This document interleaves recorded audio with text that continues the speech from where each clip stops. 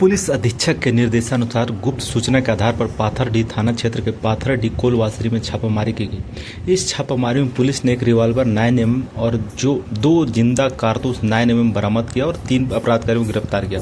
गिरफ्तार अभियुक्तों में प्रिंस कुमार सिंह उम्र 18 वर्ष, पिता प्रेमजीत सिंह उप फेकू, अस्थायी पता ग्राम रसदा, थाना खिजुरी, जिला बलिया, उत्तर प्रदेश।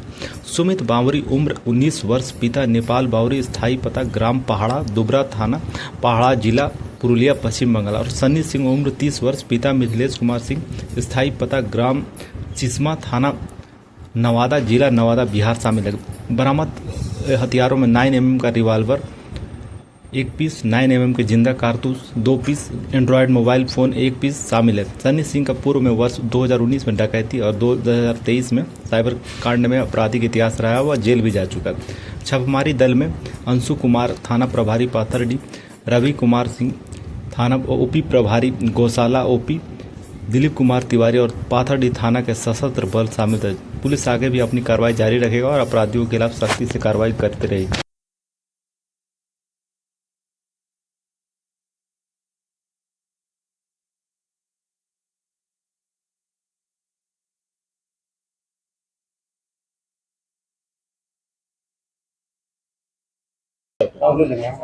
नर्मदा ऑफिस में भेजो, उसको बोले ऑफिस में तब तक लेके जाएगा तो टक्कर सिंह शामिल है। तो सर्वप्रथम पुलिस के द्वारा सुमित बावरी एवं प्रिंस कुमार सिंह को उठाया गया, जिनकी निशानदेही पे उनके द्वारा बताया गया कि जो हथियार है वो सनी सिंह के पास है। वही इनके निशानदेही पे सनी सिंह और सभी के घर से ये हथियार हम लोगों को मिला है और 2 जिंदा कारतूस भी मिला है। हथियार कहाँ से सर ये लोग? ये सनी सिंह के घर से हथियार मतलब प्राप्त हुआ। तो ये पूछताछ में पता चला कि हथियार कहाँ से उपलब्ध कराए गए थे लोग?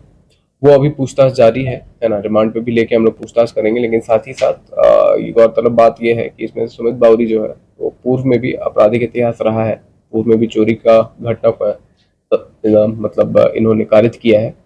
साथ ही साथ जमशेदपुर में हुए कुछ मामलों में भी इनकी संलिप्तता पाई गई है, तो उस पर अनुसंधान अभी और आगे का कार्रवाई जारी है। वारदात करने के लिए कुछ अंजाम देने लायक था, क्या कुछ सोच रहा था, कहीं कोई अंजाम देने की स्थिति में था? जी वैसा तो इन्होंने खुलासा नहीं किया है, लेकिन अब क्योंकि इनके द्वारा हथियार रखा गया था तो हो सकता है कि मे बी अभी नहीं तो महीने 2 महीने बाद इनके द्वारा मतलब दिया जाता, अंजाम दिया जाता। और पूछताछ में ये बताया कि आम रखने का मकसद क्या था? देखिए क्या होता है, ये अपराधी हैं और जनरली रंगदारी, छिनतई इस टाइप के क्या होता है कांड में संलिप्त रहता है। तो जनरली उस एरिया में आप खुद भी जानते हैं कि क्या होता है, रंगदारी करने हेतु तो लोगों के द्वारा आर्म्स का प्रयोग किया जाता है। तीनों का एक इतिहास है या सर किसी एक का? सुमित का तो है, डेफिनेटली है ना। पूर्व में भी जैसे सन्नी सिंह को या सन्नी का भी, सन्नी सिंह का डकैती का केस है झरिया में। देखिए सन्नी सिंह का भी क्या होता है वहाँ पे तीनों का अपराधिक इतिहास रहा। सर ये कहाँ से इनका सप्लाई हुआ था, कैसे इनके पास आम पहुंचा, इसकी क्या कुछ जानकारी मिल पाई? ये इन्वेस्टिगेशन के दृष्टि से बहुत महत्वपूर्ण है, तो उसको हम लोग रिवील नहीं कर सकते। पाथरडीह का सर, यूपी का, बिहार का, तो क्या प्रज्ञेश है ये? जी नहीं, रहने वाले तो वो लोग वहीं के हैं, है ना। इनका मतलब पैतृक निवास जहाँ भी हो, लेकिन रहे तो पैतृक मतलब वो पाथरडीह में ही रह रहे थे। गैंग पूरा तो नहीं बोल सकते, लेकिन हाँ दूसरे गैंग के साथ भी संलिप्तता है इन लोगों की। पिछले दिनों जो सर डकैती जो अंतर्राज्यीय पकड़, क्या उस गैंग से भी जुड़ा? नहीं, उससे कोई भी जुड़ाव नहीं है इन लोगों का, वो बिल्कुल ही अलग गैंग था। उससे इस गैंग का कोई जुड़ाव नहीं। इसमें इतना ही लोग है कि इनके साथ और भी लोग?